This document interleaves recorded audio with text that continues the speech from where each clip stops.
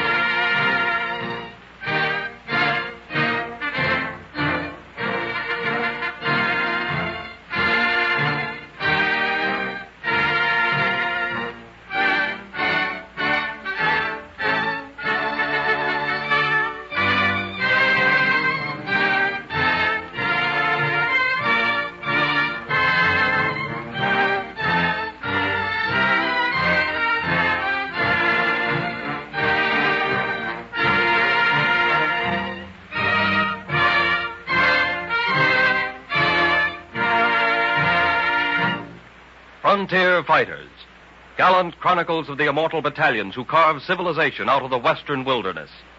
The Southwest chapters of American history hold no more heroic incident than the valor, patriotism, and martyrdom of the 183 Texans who were massacred in the Alamo of San Antonio by 8,000 Mexican soldiers under General Antonio Lopez de Santa Anna, President-Dictator of Mexico.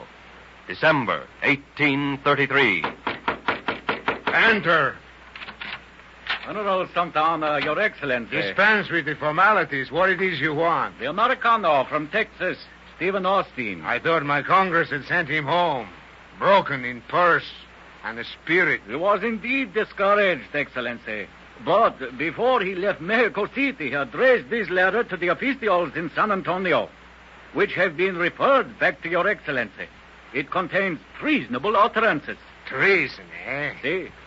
Order his arrest, then, and immediate transport back here. I will show this gringo how Mexico deals with treachery. Especially Americano treachery.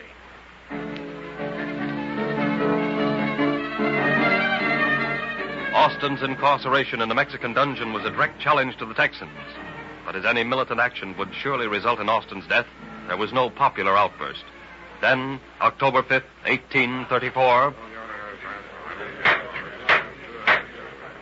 The council to decide certain matters relating to our Texas province is open. Bring in the prisoner, Stephen F. Austin. Si, Excellency. Be seated, my good Senor Austin. If this is a trial, I want a lawyer. No, my dear Senor, he's not a trial. Rather, he's a council to decide the political position of Texas. Texas will be satisfied with nothing less than full statehood. Calmness, Senor. Calmness, I beg of you. How can I keep calm with Texas suffering under your despotic misrule? Senor de Zavala, what do you think we should do with the Texas? Your Excellency, I am in favor of his division from Coahuila. And you, Senor Fernandez? I concur with the Zavala. Texas should be a separate state in the Mexican Federation. General, even your closest advisors see the justice of our demands. Silencio, prisoner. I, General Santa Anna, have decided. You, Austin, will go back to your dungeon to rot. Texas will remain attached to Coahuila. And my war office will dispatch 4,000 troops to Texas to protect the gringos there from the Indians. 4,000 picked soldiers to save an insurgent mob of land thieves from the bloodthirsty red savages.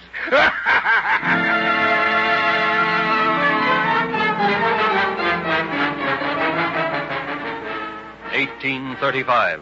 Political conditions in the state of Coahuila had become so chaotic that Santa Anna, on the pretext of a land theft scandal in which certain Americans were alleged to be involved, sent General Manuel Perfecto Cos and an army to dissolve that state's civil government. Then, early in 1836, a truce was declared in the bitter factional strife, and for the fourth time in the history of Texas, a convention is in session at Washington on the Brazos River. Gentlemen, a little more order, please. Mr. Chairman! The chair recognizes Mr. George C. Childress, the delegate from Red River. You have all read Texas Declaration of Independence. I move it be adopted. Quiet! Mr.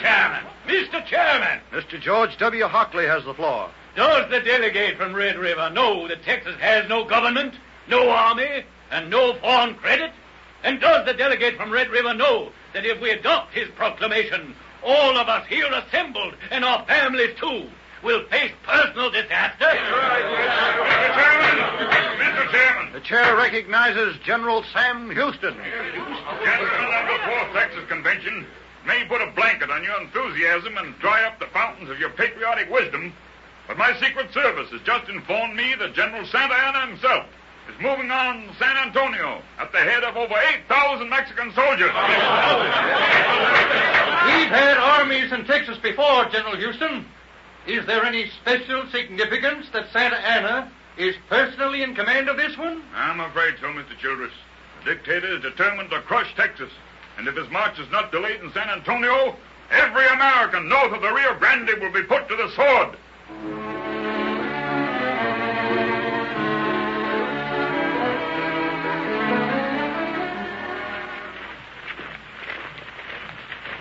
General Castillon.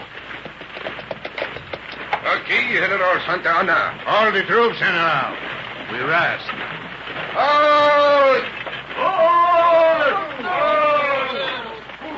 General Alamo. Here, Excellency. How far off is San Antonio? 3 hours march, Excellency. Your spies. What do they report? There are less than 200 men barricaded in the Devilero mission, the Alamo, Excellency. They are disorganized, short of ammunition, and without supplies. But their spirit, General Alamonte, their confidence, their valor and discipline, those are factors a good general does not ignore, even though the odds are greatly in his favor. General Santa Anna, though the Americanos in the Alamo stand on the threshold of death, they sing, Excellency. They will never be taken alive. Bueno, he's fine. The subjugation of the Alamo will go down in history as a glorious feat of Mexican arms and a personal victory for me, Santa Anna.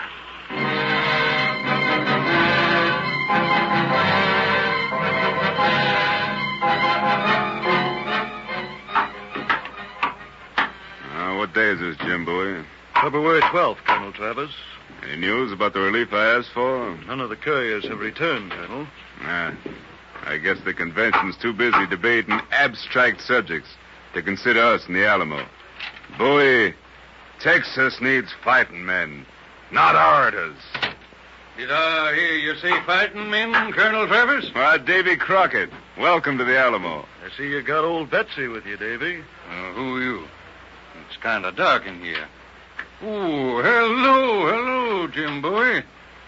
What you doing in bed? Got a bad leg, Davy. How come you down in this country?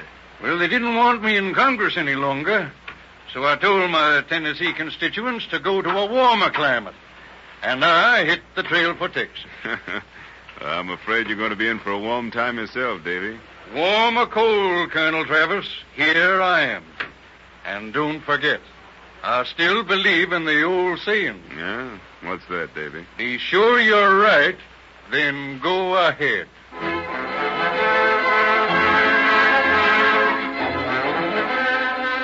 February 23rd, 1836. The siege of the Alamo begins. The mission fortress is entirely surrounded. Saturday night, March 4th. Dios, what a filthy chamber, Alamonte.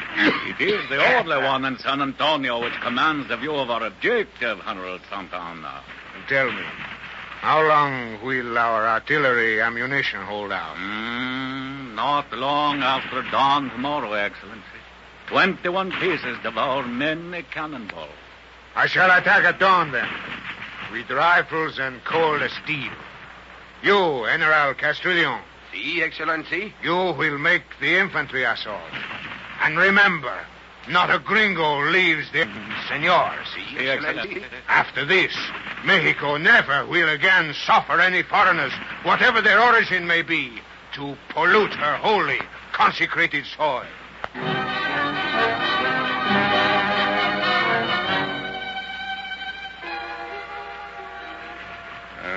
It's getting on to daylight. Travis, you better get some sleep. I'm not tired, baby.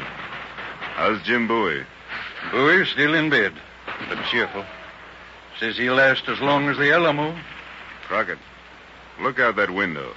Tell me what you see. They've started several bonfires. Anything else? No. Oh, yes, Colonel. I see something that wasn't there last night. It looks like a dirty bed sheet. The black flag. Santa Anna's signal of death. Well, the final assault's only a few minutes off. Colonel Travis, how many men are out there, do you reckon? Around 8,000, Davy. Ooh, against 183 Americans. Yeah. Santa Anna's taken no chances. Well, what puzzles me, Colonel, is why you and your men didn't retreat to Gonzales with Sam Houston. Well, we had no other course, Davy.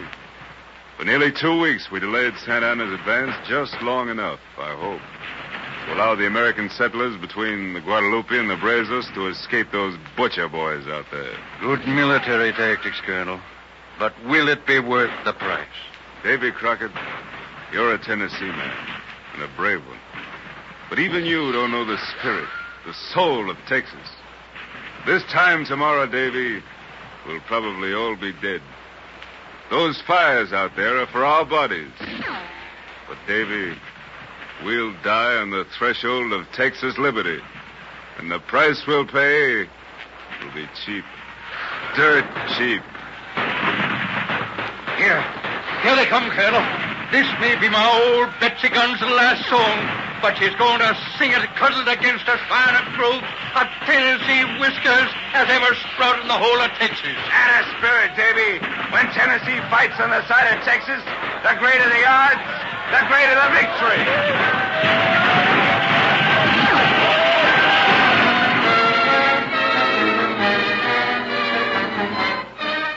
The siege and the fall of the Alamo was one of the cruelest and most ferocious in the history of the world. 183 patriots exterminated to the last man.